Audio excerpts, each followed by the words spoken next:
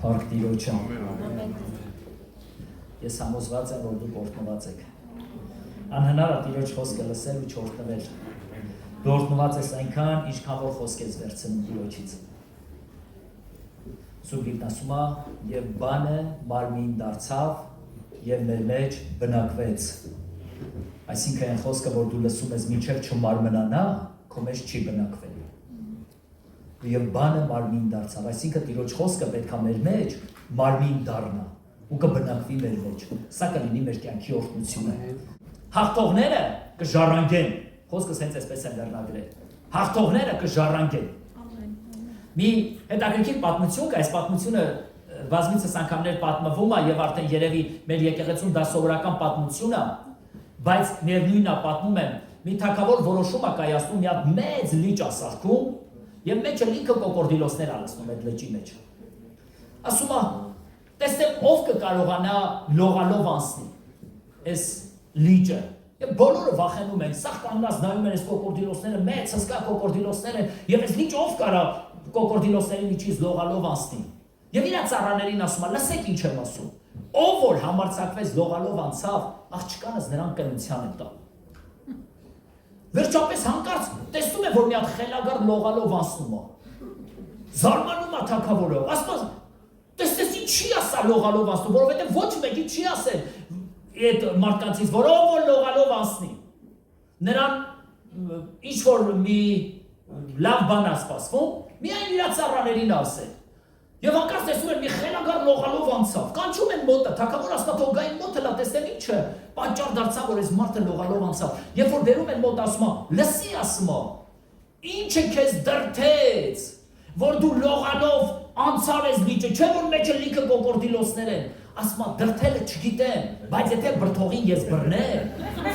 հիմա ինչ որ մի բան պատճառ է դառնում, որ ինչ որ մարդիկ ոչ մի բանի դժվարությունների ուշադրություն չդարձնեն, ուղղակի լողալով ասում են, այդ դժվարություններն ասում են։ Հաղթողները կժառանգեն։ Առաջին Կորինթացիս 9-րդ գլուխը 24-25-րդ խոսք։ Առաջին Կորինթացիս, ես գիտեմ, որ շատ-շատերը սիրում եք այս խոսքերը, սա Պողոսի խոսքերն են, 9-րդ գլուխ 24-25 խոսքը, ուրեմն ուզում եմ ընթերցեմ 24-ից 25, չգիտեք, թե ասպարեզի մեջ վազողները ամենքն են վազում, բայց մեկն է հաղթանակը առնում, դուք այնպես վազեք, որ հասնեք, և ամեն ով որ մրցում է, ամեն բանից ժուշկալ է լինում, հիմա նրանք մրցում են մի ապականելի պսակ առնեն, իսկ մենք անապականելի, այսինքն սրանք վազում են մրցանակը առնելու, որը որ ասում է ապականելի պսակ, այսինքն փչացող պսակ, հնացող պսակ, ժամանակն անցկացնող պսակ, ասում է, բայց մենք անապականելի, այսինքն որ դրա ժամանակը չի ասում, մենք այդպիսի մի պսակ ենք առնելու։ Եվ Պողոս առաքյալ իր կյանքով ինքը հետևյալն ասում, այնպես են վազում։ Մի ուրիշ համարի մեջ շարունակության մեջ այսպես ասում, ես չեմ ուզում, որ ես հողմը ծեծող, ջուրը ծեծող մարդ լինեմ, այլ ուզում եմ արդյունքը տեսնեմ, եւ Պողոսն ասում է, այնպես եմ վազում, որ մրցանակը առնեմ, բոլորն են վազում, բայց մեկն է մրցանակը առնելու։ Եվ ես օրհնում եմ այս եկեղեցու, որ այս եկեղեցին վազող եկեղեցի լինի։ Մենք պետք է այն մրցանակը, ինչ որ Աստված տվել է մեզ, այդ մրցանակին հասնելու ենք։ Եվ Պողոս առաքյալը ինչ ասում շարունակության մեջ, հետևյալն ասում. Անձս ծառարեցի, որ շատերին շահեմ։ Ասում է, ես ազատ էի ծառա լինելուց, բայց անձս ծառա դարձրեցի, որ շատերին շահեմ։ Տեսեք, Պողոս առաքյալը ներկայացնում է, թե ինքը ոնց է ուզում այդ մրցանակը վերցնի։ Ասում է, որպեսզի իր մեծ գրամատան այդ պատվոգիրը, այդ օրհնությունը, դա ժողովրդին ունենալն է, որ շատ մարդիկ փրկվեն։ Ինձ հետաքրքիր է, ասենք մեր եկեղեցու ցանկությունը որն է։ Եթե մեր եկեղեցու ցանկությունը, որ եկեղեցին փրկվածներով լցվի, ոնց որ Պողոս առաքյալն ասում, իր փափագն ու ձգտումը սա է, որ շատերը փրկվեն, որ դժոխքը դատարկվի, որ այս աշխարհին մարդիկ Տիրոջը երկրպագեն բոլորը։ Եվ Պողոս առաքյալն ասում է, անձս ծառա դարձրեցի։ Ինչ Ինչ մեծ զոհաբերություն է, չէ։ Անձս ծառա դարձրեցի։ Մենք հաճախակի ասում ենք, «Խի ես իրավունք չունեմ անելու»։ Մենք իրավունքներ ունենք, բայց եթե դու նպատակ ունես, դու պետք է այնպես վազես, որ մրցանակին հասնես։ Ասում անձս ծառա դարձրեցի։ Հրյաներին հրյայի պես եղա։ Օրենքի տակ լինողներին, օրենքի տակ լինողների պես եղա։ Օրենք չունեցողներին, օրենք չունեցողի պես եղա։ Ասում բայց չեմ ասում, որ ես Աստծո օրենքը անարգում եմ, ես Քրիստոսի օրենքի մեջ եմ։ Բայց ասում ես ամեն մեկի հետ իրա նման եղա։ Շարունակության վերջում ասում տկարների հետ, տկարների պես եղա։ Տեսել եք, չէ՞ մարդիկ, որ տեսնում են, որ դու տկար ես, սկսում են բարձրից խոսալ։ Լսիլա քեզ ինչ եմ ասում։ Չէ, հենց որ դու տկար ես, սկսում են քեզ բարձրից խոսալ։ Երբ որ դու զորավոր ես, քեզանից խորհուրդներ են ուզում ստանալ։ Պողոս Արաքյանն ասում է տկարների հետ, տկարների պես եղա, իջայլած ամենացածր մակարդակին, այնքան իջա, որ կարողանամ ասում նրանց հետ շահել։ Եկեղեցին մի մեծ ծառայություն ունի, դա մարդկանց շահել Քրիստոսին բերելն է։ Հաղթողները, ասենք ինչ կանեն, կժառանգեն։ Հայտնության երկրորդ, երրորդ գլուխներին 7 անգամ գրված է դրա մասին։ Հաղթողները կժառանգեն։ 7 անգամ հայտնության գրքի մեջ։ Կարծեսները մի հատ մրցանակ է դրել, եւ այս մրցանակի համար հետեւյալ բանն ասում. ով որ հաղթի։ Ուրեմն տեսեք, հայտնության երկրորդ եւ երրորդ գլուխները դուք էկրանների վրա կնայեք, էկրանին կնայեք, ես իմ քարոզը կասեմ։ Երկրորդ գլուխ 7-րդ խոսք։ Ասում է, ով որ հաղթի, կյանքի ծառիցը ուտել կտամ նրան, ով որ հաղթի, տեսեք, միայն չի ասում հաղթել, հետաքրքիր ասում է, ով որ հաղթի, ես նրան կյանքի ծառիցը ուտել կտամ, եւ շարունակության մեջ սկսում է ասել ինչեր կանի, բայց ես ուղղակի հակիր չեմ ուզում ասել։ Երկրորդ գլուխ 11-րդ խոսք, ասում է, եւ նրանք ովքեր որ կհաղթեն, երկրորդ մահիցը չեն վնասվելու։ Ով որ հաղթեն, երկրորդ մահիցը չեն վնասվելու։ Ինչքան լավ է, որ մեր Տերը միայն չի ասում ինձ պաշտեք, ինձ երկրպագեք, եկեք եկեղեցի։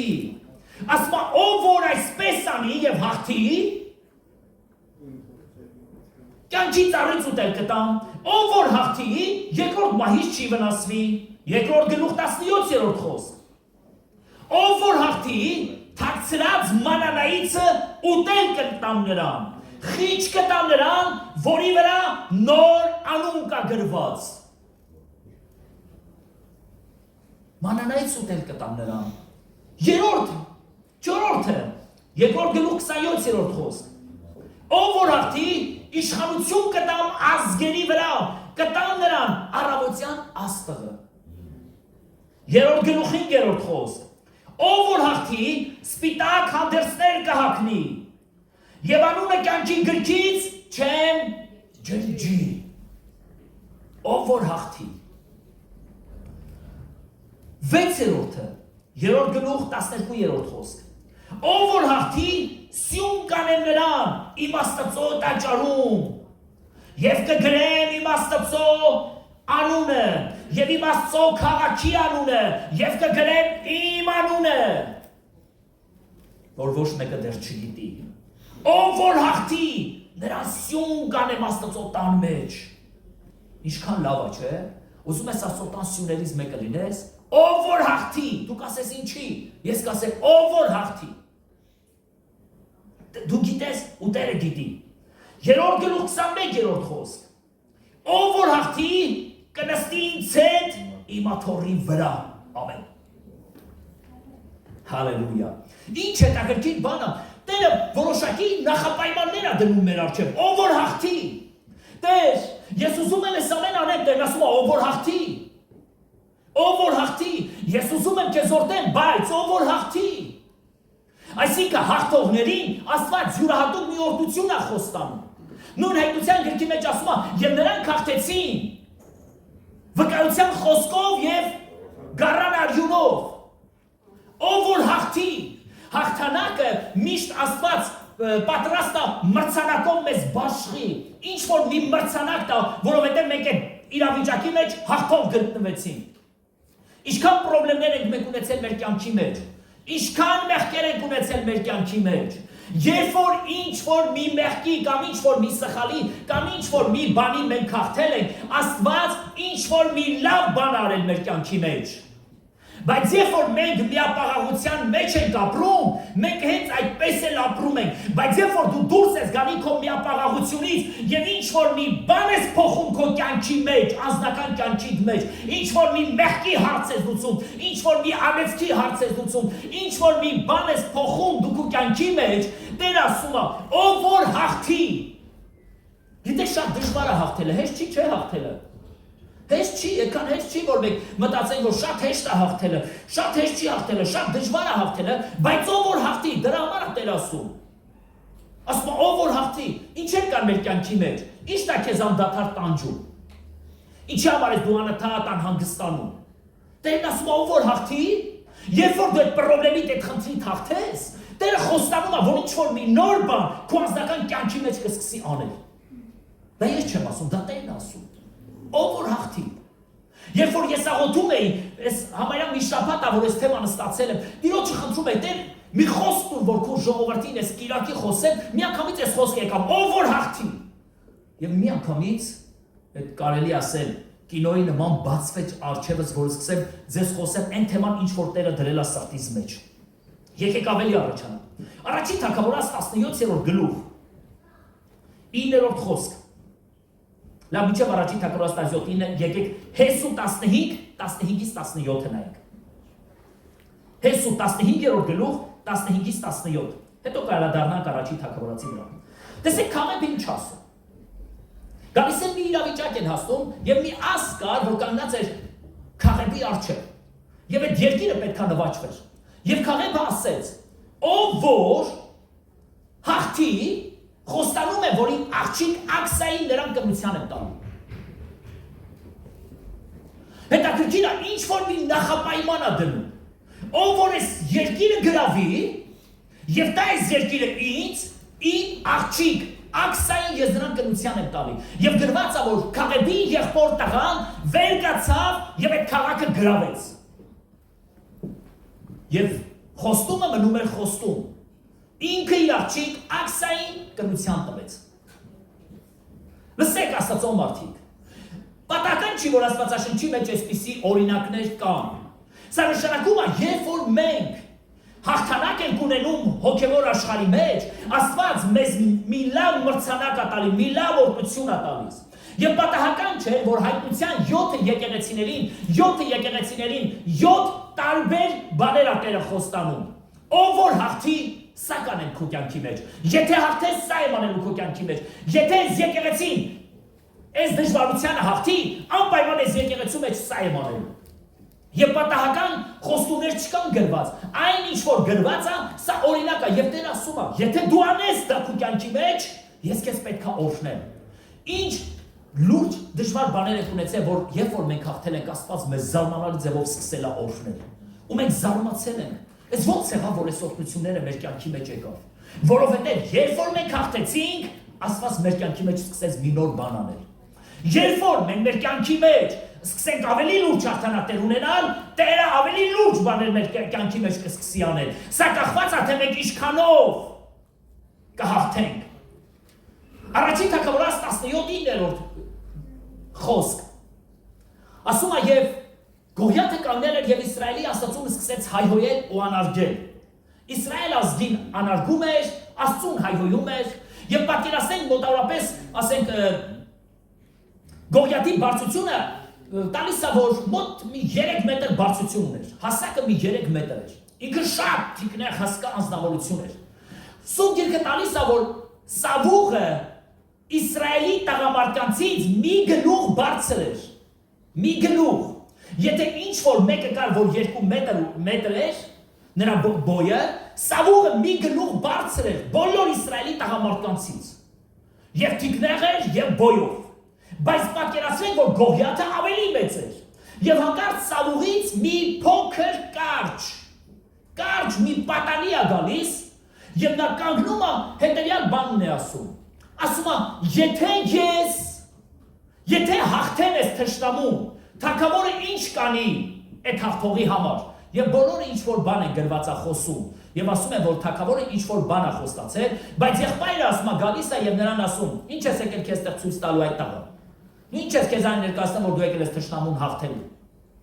Բոլոր գրված է հрьяաները ասում են, որ թագավորը խոստացել է, ու չեն թողնում, ասի թե ինչ է խոստացել։ Որովհետեւ եղբայրը անդադար հանդիմանում էր իր եղբոր եւ ասում է. «Դու եկել ես քեզ ցույց տալու ստեղ»։ Բայց Դավիթին հետաքրքիր էր, նա ով որ հաղթի ես թշնամուն, ինչ կանի թագավորը իր համար։ Գիտեք, այն թագավորը, որը որ մեր թագավորն է, նա պատրաստ է, եթե դու քո առջև կանգնած քո թշնամու հարցը լուծես, նա ինչ որ բան քո կյանքի մեջ անելու է։ Եթե անես։ Եթե չանես, թշնամին հետևյալն էր ասում. կամ դու ես իմ գերին լինելու, կամ ես եմ քո գերին լինելու, կամ մենք ենք քեզ ծառայելու, կամ դուք եք մեզ ծառայելու։ Հիմա նայում ենք Սուրբ գրքին եւ տեսնում ենք, որ Դավիթը պատրաստ էր իր թշնամու հարցերը լուծելու, որովհետեւ Դավիթի համար մի բան կար, հաղթանակ։ Միայն հաղթանակ։ Սավուղը ավելի հզոր տղամարդ էր։ Նա կարող էր Գողիաթի դեմ դուրս գալ, բայց Սավուղը վախենում էր։ Բայց Դավիթը երբեք չէր վախենում։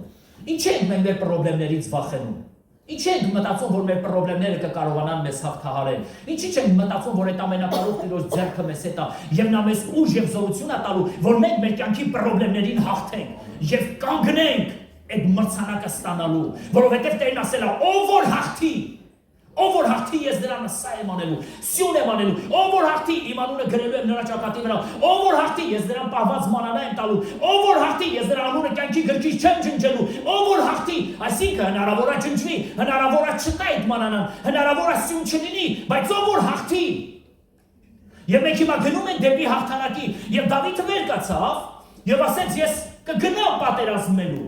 Եվ վեր կացավ պատերազմելու եւ գրված է, երբ որ Գողիաթի գլուխը կտրեց, բոլորը սկսեցին Դավիթին մեծարել։ Դավիթը այն ազնվորությունն էր, որ միջև փղշտացու առջև կանգնելը ինքը Սավուղի տանն էր լինում։ Եվ Սավուղը գիտեր ով է Դավիթը։ Բայց հետաքրքիր է, Սավուղը հետևյալն է հարցնում, ասում է սուտ տղանը, ասում են Հեսեի։ Թագավորին ներկայացնում է դա այն ազնվորությունն է, որը որ երբ որ իր նվագարանով նվագում էր, դևերը քեզանի հեռանում էին։ Եվ հիմա այս ազնվորությունը հաղթեց եւ Սավուղը շատ վախեցավ Դավիթից, որովհետեւ տեսավ, որ Դավիթին սկսեցին երկրպագել։ Եվ բայց քանի որ խոստացել էր իր ծառաների մոտ, Սավուղը ինքը պարտավոր էր իր աղջկան տար Դավիթին։ Գրված է, որ մեղքողն էլ շատ էր սիրում Դավիթին։ Բայց Սավուղը ասում է նրան որոգայթ գցելու համար իր աղջկան տվեց Դավիթին, որպեսզի Դավիթի մահվան պատճառ դարձնի, սպանի Դավիթին, որովհետև Սավուղը վախենում էր Դավիթից, բայց Դավիթը Տիրոջ անունով դուրս եկավ պատերազմելու եւ նա հաղթեց։ Անկախ նրանից Սավուղը ինչ է ուզում Դավիթի կյանքի մեջ աներ, միևնույնն է Աստված Դավիթի հետ էր եւ Աստված Դավիթին օրհնել էր։ Դավիթը հաղթեց, մեղքողը դարձավ Դավիթի կինը։ Թեև Սավուղը նորից եմ ասում, ուրիշ ծրագրերով էր մտածում, որ Դավիթին որոգայթը գցի, բայց միևնույնն է, չէր հաջողվում դա։ Սավուղը որպես խայծ իր աղջկան տվեց, ոչ թե որպես օրհնություն, որպես խայծ, բայց Աստված Դավիթին իմաստություն էր տալիս եւ օգնում էր։ Սատանան էր շատ անգամ մարդկանց գցելու համար որպես խայծ ինչ որ մի բան մարդու համար անում է։ Տեսեք, ինչը կարա խայծ լինի։ Լիքը լավ բաներ կա, չէ, որ կարա ուղղակի որպես խայծ օգտագործվի։ Օրինակ, անապաշարներն այսպես են ասում են փողը մարդու ձեռքի կեղտն է։ Գիտեք ինչի, որովհետև կեղտոտ բաներում են օգտագործում։ Հավատացյալներն ասում են, որ փողը սուրբ բան է, որովհետև սուրբ բանի մեջ ես օգտագործում, օրհնություն է, որովհետև օրհնյալ բաների մեջ ես օգտագործում։ Եթե մարդը փողը վատ բանի մեջ է օգտագործում, ձեռքի կեղտ է։ Եթե լավ բանի մեջ է օգտագործում, օրհնություն է։ Սուրբ Գիրքը մեզ ասում է, երկրի վրա ամեն բանի պատասխանը տալիս է արծաթը եւ ոսկին։ Այսինքն փողն է։ Ավելին ասեմ, որ Աստվածաշնչի մեջ ավելի շատ է Հիսուսը օրինակ բերում արծաթի, ոսկու, փողի մասին, քան աղոթքի մասին, դրախտի մասին։ Ավելի շատ խոսում է ֆինանսների մասին։ Սա էլ է ինչ որ մի բան մեզ սկսում հուշել։ Հիմա ես աղոթում եմ, Տեր խնդրում եմ ինձ աշխատանք տուր։ Մի այնպիսի աշխատանք է ինձ հաջողվում, որ ես այլևս եկեղեցի չեմ գնում։ Լավ է։ Ինչ կա եկեղեցի։ Գիտես ինչ լավ բան կատարեց, ինչպես է որ աղոթեցի։ Всё, գործ եմ ստացել։ Ամբողջ օր աշխատում եմ։ Փող եմ կտրում, փող։ Գիտես, Աստված քեզ լավ բան է տվել, բայց քո լավ բանը կարող քեզ համար խայծ լինի։ Սատանան Աստծո տված լավը կարող քեզ համար որպես խայծ օգտագործի։ Մեղքողը Դավիթի կինն էր, բայց Սավուղը ամեն ինչ անում էր, որ մեղքողը Դավիթի համար դառնա խայծ, վնասելու Դավիթին, սպանելու։ Խայծը հասկանում եք, չէ՞։ Հա, նրանք ովքեր որ ստեղի հայեր են, դրա համար հարցնում։ Հիմա տեսնում եք, որ Սատանան ինչքան ուզում է ինչ բաներ որ անի մեր կյանքի մեջ։ Եթե մենք կարողանում ենք Աստծուց կախված ապրենք, միևնույնն է, Տերը օրհնել է արդարի կյանքը։ Սուրբ գրքի մեջ այսպես է գրված, որ Աստված ամեն բաները բարին գործակիցը անելու իր սիրողների համար։ Ինչ որ մեր կյանքի մեջ կատարվում է, Աստված հաջորդը ավելի լավն է անելու, որովհետև արդարների համար ամեն բան, Աստված սիրողների համար ամեն բան բարին գործակից է լինելու։ Եկեք առաջանանք ու տեսնենք ավելի։ Սուրբ գրքի մեջ ներկայացնում ասում է Հուդան գնաց քահանաների մոտ եւ քահանաներին ասեց. Ինձ ինչ կտաք, որ ես նրան ձեր ձեռքը մատնեմ։ Եվ գրված է, որ նրան քահանաները խոստացան 30 արծաթ։ Նկատեք, որ Սատանան ոնց է ֆինանսները, արծաթները որպես խայծ օգտագործում Քրիստոսին ձերբակալելու համար։ Եվ Հուդան օգտագործվեց ուղղակի Սատանայի կողմից։ Հիսուսը պարզ ասեց, ձեզանից մեկը Սատանա է։ Այն ինչ որ անելու ես Հուդա, գնա եւ արա։ Եվ գրված է, բոլորը մտածում են, որ Հուդան պետք է գնա հաց պատրաստի, բայց Հուդան գնալու էր քահանաներին մատնելու Քրիստոսին, ընդամենը 30 արծաթով։ Եվ հիմա նայում եք ստեղ, ինչ կտակ ինձ, ինչ մրցանակ կտակ, որ ես Քրիստոսին ձեզ մատնեմ։ Ավելին եկեք նայենք։ Դատավորաց 16-րդ գլուխ 5-րդ խոսք։ Եվ եկան Դալիլային հանդիպեցին, եւ Դալիլային ասեցին. մենք քեզ 1100 արծաթ կտանք, եթե Սամսոնի գաղտնիքը մեզ ասես։ Սամսոնը ապրում էր Դալիլայի հետ։ Ես սրա մասին շատ եմ քարոզել։ Դալիլա բառը, որ նշանակում է ցանկություն։ Սամսոն բառը, որ նշանակում է արևի որդի, զորավոր մի անձ։ Բայց այս ցանկությունը պատճառ դարձավ, որ Սամսոնը իր սրտի բոլոր գաղտնիքները պատմեց այդ ցանկությանը։ Գիտեք, ցանկությունը այնպիսի մի հատկություն ունի, որը սկսում է քեզանից քո գաղտնիքները քաշել։ Որովհետև այդ ցանկությունը արտացել է քո մեջ։ Եվ այդ ցանկություն գրված է, որ Սամսոնը իր գլուխը դրել էր այդ ցանկության ծնկներին։ Եվ ասում էր, եթե դու ինձ սիրում ես, ասա։ Գիտեք, 1100 արծաթ էր արդեն վճարվել այս կնոջը, որը պետք է իմանար Սամսոնի զորության գաղտնիքը։ Եվ Սամսոնը, քանի որ իր գլուխը դրել էր ցանկության ծնկներին, ինքը ստիպված էր ասելու։ Երբ որ մենք մեր գլուխը դնում ենք ցանկության ծնկներին, անկախ նրանից, թե ինչ տա մեր ցանկությունը, որոշներինը կարա բամբասանքը լինի, որոշներինս կարա ինչ որ մի բան, մի խոսքով, լիքը բաներ։ Քանի դեռ մենք մեր գլուխը չենք դրել, մենք դեռևս պատրաստ ենք պատերազմելու, բայց երբ որ մենք մեր գլուխը դրեցինք ցանկության ծնկներին, անպայման մենք մեր գաղտնիքը հասելու ենք։ Եվ Սամսոնը ասեց. իմ զորությունս իմ մազերից մեջ է։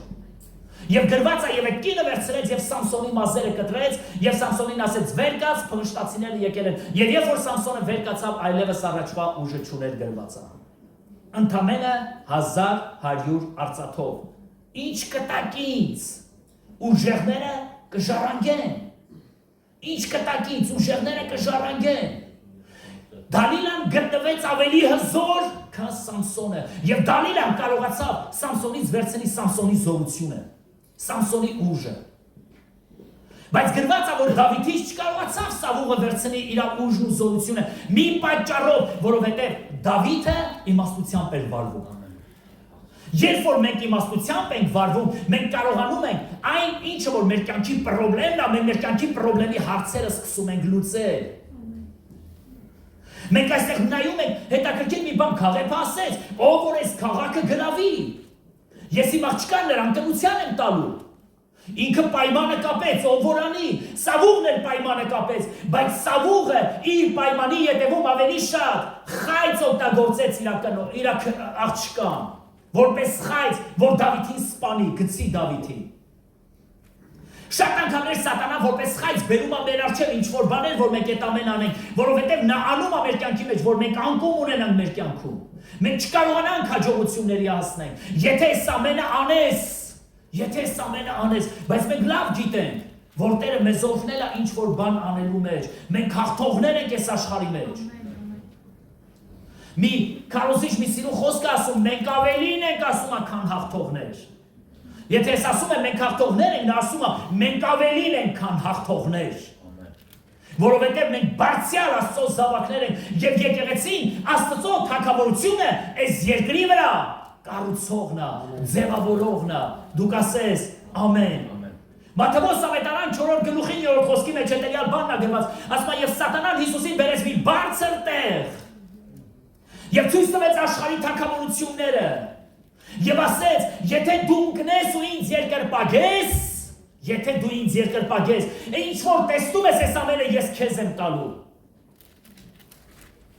Միշտ ուժեղները ընդունակ են ինչ որ բաներ մեզ առաջադրելու, առաջարկելու, բայց մենք պետք է հասկանանք, որ մենք ավելի զորավոր ենք, քան նա, որը որ մեզ առաջադրում է ինչ որ մի բան։ Եթե դու ինձ երկրպագես, ես այս ամենը քեզ եմ տալու։ Մի քանի կարևոր բան կա, որի վրա ուզում եմ ուշադրություն դարձնենք հիմա։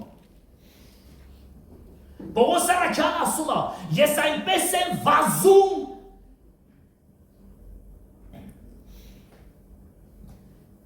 եկեք նայենք 24-րդ խոսքից կրկին անգամ։ Ամենքն է վազում, բայց մեկն է հաղթանակ առնում, դուք այնպես վազեք, որ հասնեք, եւ ամեն ով որ մրցում է, ամեն բանի ջուշկան է լինում, հիմա նրանք մրցում են մի ապականելի պսակ առնեն, իսկ մենք անապականելի,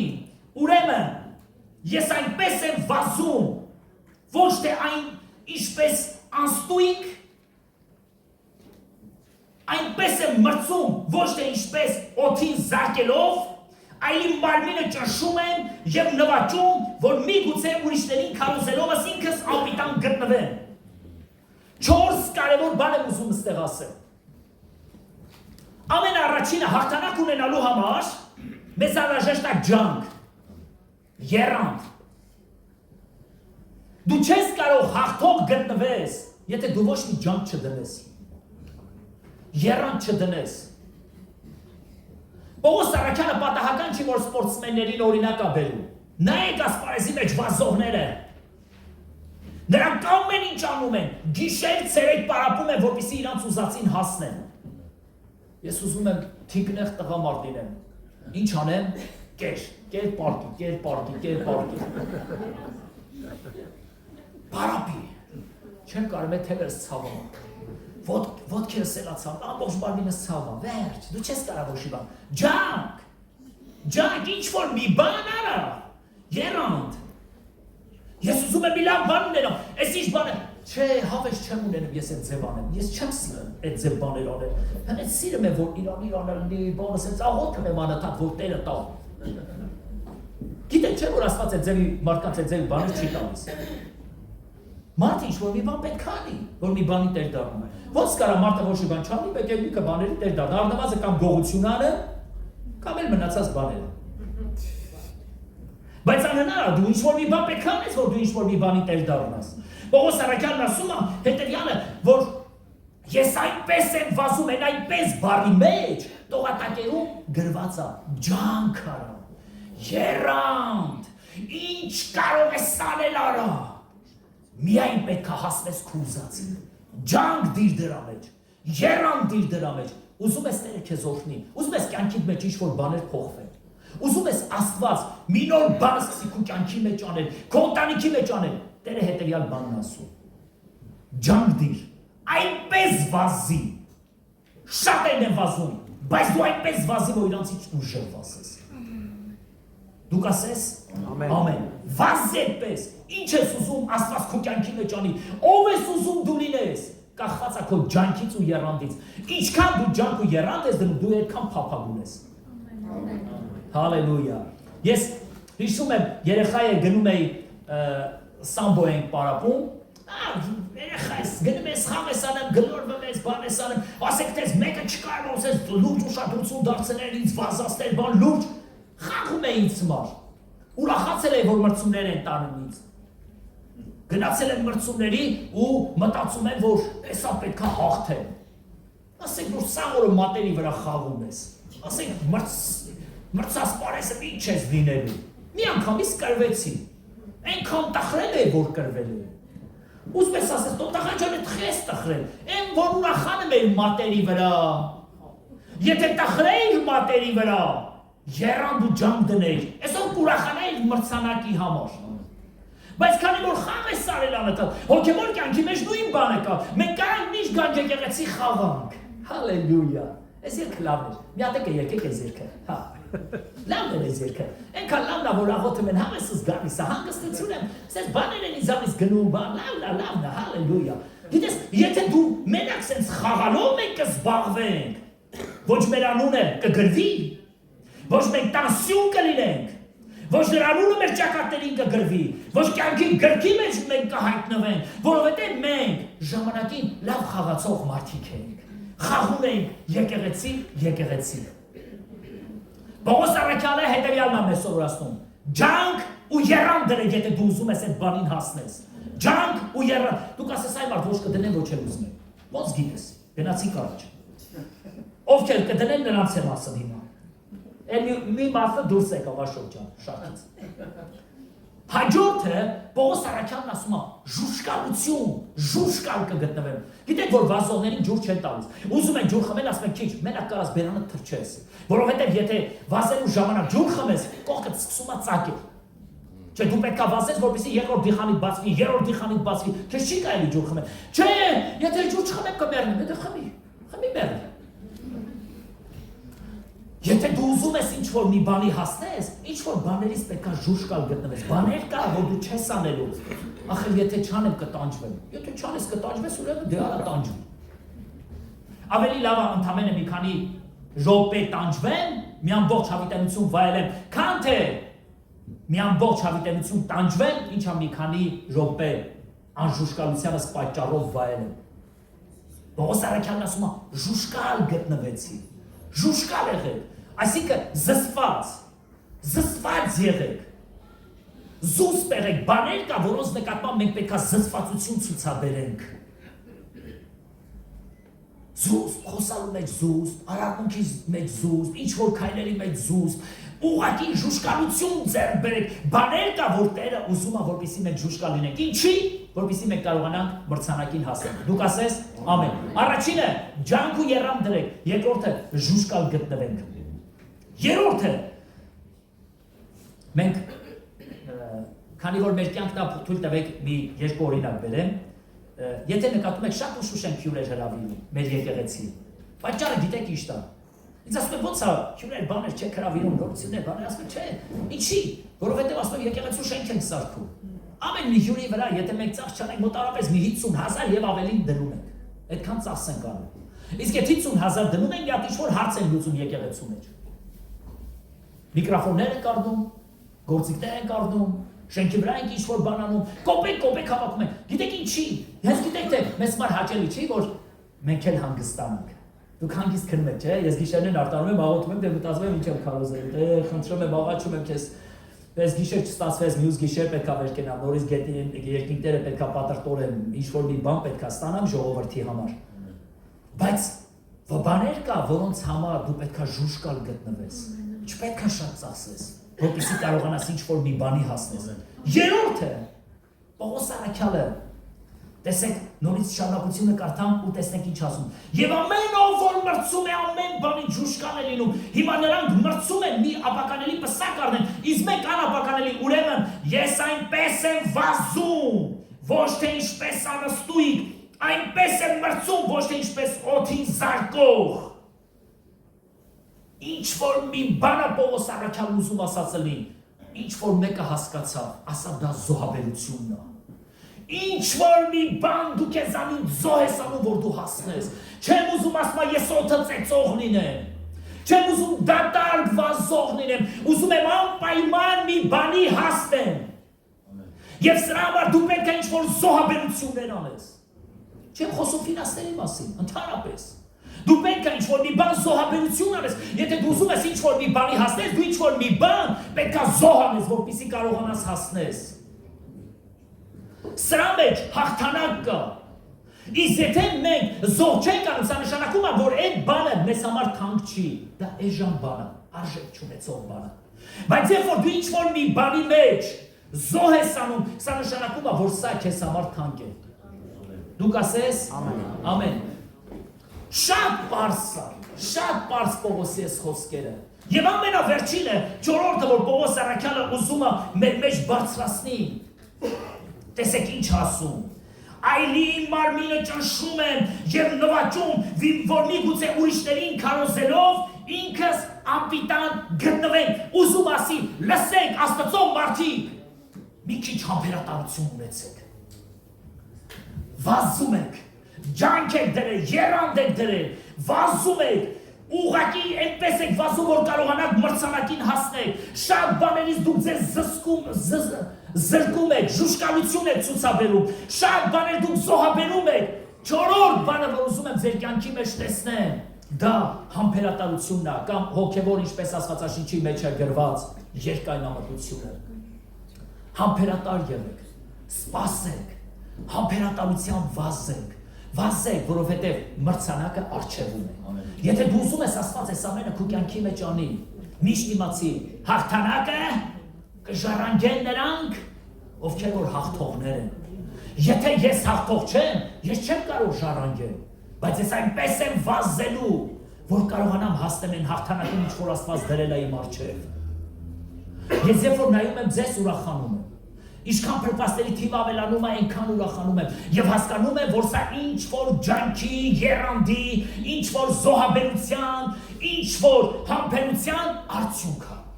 Մենք պետք է համբերատար լինենք, որ ինչ որ բան լինի։ Գալիս ես եկեղեցի, չես որ հավես չունեմ, դե ջանդամ գասել հետևից եմ չեմ կարող։ Всё, Պուծովկեն գրեցինք սրան դժոխ եկեցինք։ Այդ չեմ ասել ես սրան։ Լսի, համբերություն է պետք։ Այսօր է շտապում։ Երկայնամիտ եղի, սերմը որ ցանում ես, վրաս դուրս չի գալիս, սպասի ամիսներ են պետք, նորից, կարող ես որ ուզենայիր գայիր, անդե լավ է թավ գտուր, լավ, ոնց հարմար է քեզ, ոնց հարմար է, ես կշարունակ եմ աղոթել քեզ համ, այսօր կարող եմ զենաս գաս, լավ այսօր կգամ ծննդյանը սորն այսօր գամ միատ դենա միշկա չկա։ Համբերություն, Պողոս առաքյալն ուզում է, որ մեր մեջ համբերություն տեսնի, համբերությամբ սպասեք այդ պատղին, որովհետև Տերը ամեն բան անում է իր ժամանակին, բայց եթե մենք երկայնամիտ չենք, եթե մենք համբերատար չենք, մենք ամեն ինչը ուզում ենք հենց այսօր, Աստված մեր առջև այսօր մի հատ հաղթանակ ա դրել, եւ այդ հաղթանակը հետեւյալն է, ով որ հաղթի, մրցանակը պետք է ժառանգի, ով որ հաղթի, այս ամենը պետք է վայելի, ով որ հաղթի, բայց սատանան նորից եմ ասում, ամեն ինչ անում է մեր առջև դնելով գայթակղություններ։ Կարդացեք 5 կտակարանը, տեսեք 5 կտակարանի մեջ սատանան անդադար Իսրայելի առջև դնում էր գայթակղություններ, եւ Իսրայել ազգը անդադար գայթակղվում էր։ Գայթակղվել, այսինքն գայթվել բառն է, սայթակել, ընկնել, դիրքից ընկնել ներքև։ Լսեք, քիչ չեն այսօր քրիստոնյաները, որ հոգևոր կյանքի մեջ անկում են ունենում։ Ինչի, որովհետև սատանան այդ գայթակղությունը դրել է իրանց առջև։ Փոխանակ մեկ ուշադրություն դարձնենք, ինչա ուզում Տերը, մենք նայում ենք, ինչա դրված այսօր մեր առջև։ Տերը մեզ ավելին է խոստանում, եթե դու հաղթես։ Ամեն։ Եթե դու հաղթես, ես քեզ ավելին եմ անելու։ Եթե դու հաղթես,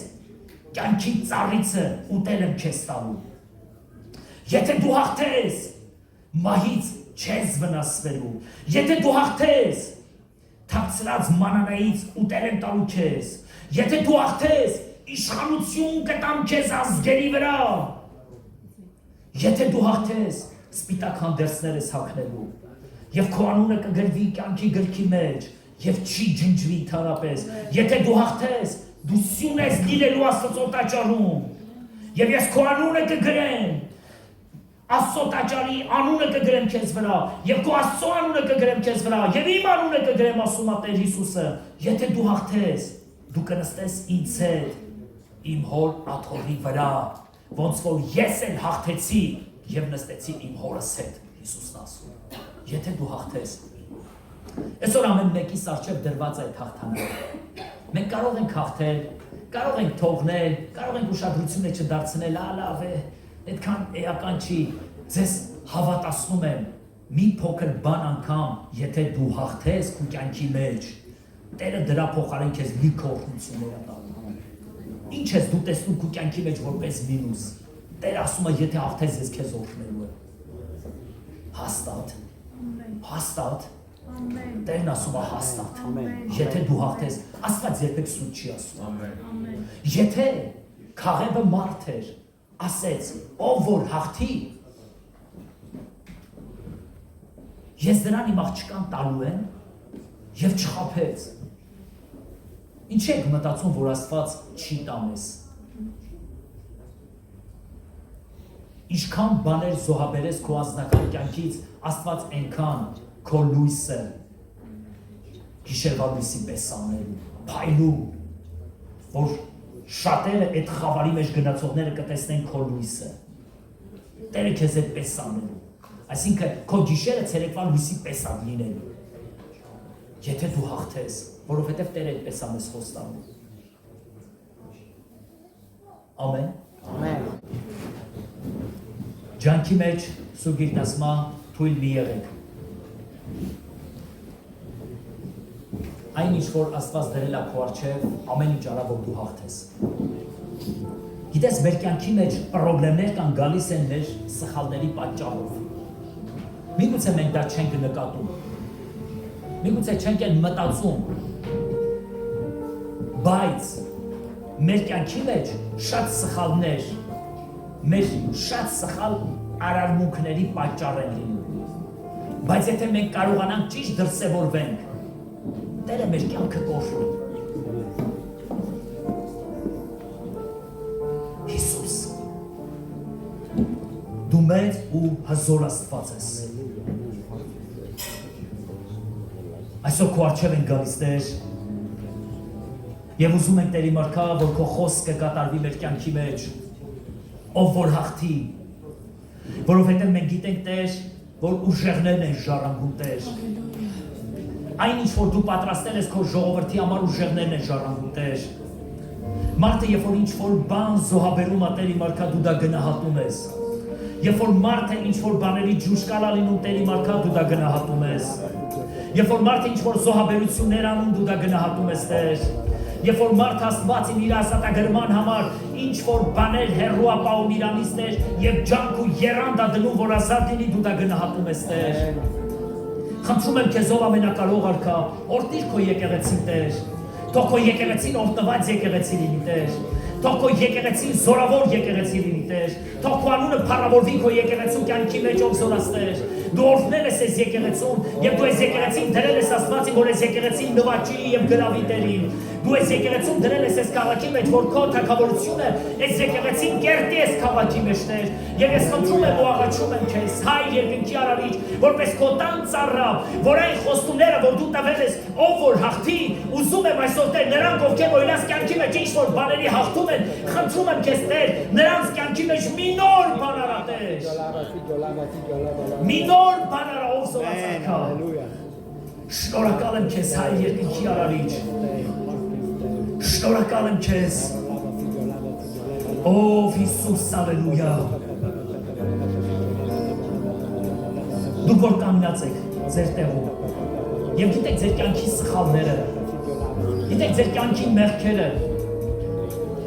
այսօր աղոթեն թող Աստված ազատագրի այդ մեղքերից։ Ինչ սխալներ կա մեր կյանքի մեջ, ինչ անվայել բաներ կա մեր կյանքի մեջ։ Միգուցե հայհոյություն կա քո շուրթերի վրա։ Այսօր աղոթի ու Տիրոջ ասա որ Տեր, ես ջանք եմ անելու եւ այլևս չեմ հայհոյելու։ Ես այլևս անեցք չեմ տալու իմ շուրթերովս, իմ շուրթերս պետք է օրհնել Տեր։ Ես ուզում եմ որ դու օրհնես իմ շուրթերը Տեր, որ իմ շուրթերը վարքարյանան Տեր։ Ես ջանք եմ անում ով ամենակարող արքա։ Ես ուզում եմ իմ սիրտը ամբողջությամբ քեզ երկրպագի Տեր, չեմ ուզում իմ սրտից չար խոսքեր ասեմ մարդկանց Տեր։ Ինչ կա իմ կյանքից մեջ Տեր։ Եթե շնության ցանկություն կա, արի դա դնենք զոհասեղանի վրա եւ ասենք Տեր, ազատ արեք շնությունից ով ամենակարող արքա։ Ես ուզում եմ օրհնվեմ, ես ուզում եմ քեզ երկրպագեմ Տեր։ Ես այսօր ուզում եմ Աստված իմ ջանք եմ անում որ ազատագրվեմ։ Եթե քու պրոբլեմը խմիշկն է կամ ծխախոտը, այսօր Տիրոջ ասա Տեր, ես ուզում եմ ինձ ազատես եւ ես ջանք եմ անելու այսօրվանից։ Որովհետեւ ես գիտեմ որ դու մի նոր բան ես ուզում իմ կյանքից մեջ անես։ Մի նոր անուն ես ուզում գրես իմ ճակատի վրա Տեր, որտեղ եւս որևէ մեկի ճակատին չկա գրված եւ ոչ մեկը չի կարող կարդագրվածը բացի նա։ Տեր, ես ուզում եմ այս ամենն անես իմ կյանքից մեջ։ Եթե մարդիկ կա, որ կախարդությունով են զբաղվել կամ զբաղվել են, ես հոմ ջանք արա, որ ազատ լինես այդ ամենից։ Հիսուս, դու ամենակարող Աստված ես։ Եթե մարդիկ կա, որոնք կռվի հատկություն ունեն, շատ են բարկանում ու կռիվներ սարքում, այսօր Տիրոջ առաջ բեր։ Տեր, ես ուզում եմ ինձ ազատ անես։ Ես չեմ ուզում բամբասեն Տեր, ես չեմ ուզում անարգեն Տեր, ես չեմ ուզում չարախոսեն, բայց ես ուզում եմ քեզ երկրպագեմ ու քեզ փառավորեմ Տեր, ես ուզում եմ իմ կյանքը օրհնված լինի Տերին, ես չեմ ուզում ինքս ինձ դատապարտել Տեր, այլ նոր բաներ եմ ուզում իմ կյանքից մեջ բերես ով ամենակարող Տեր։ Շնորհակալ եմ Հայրին։ Ջոլե Ֆրիդա Սանտա Ֆրիդա Լևինի Կարադամ Լոմա Սակրայինի Վիրի Դուրբաշենի Վիստարամալը։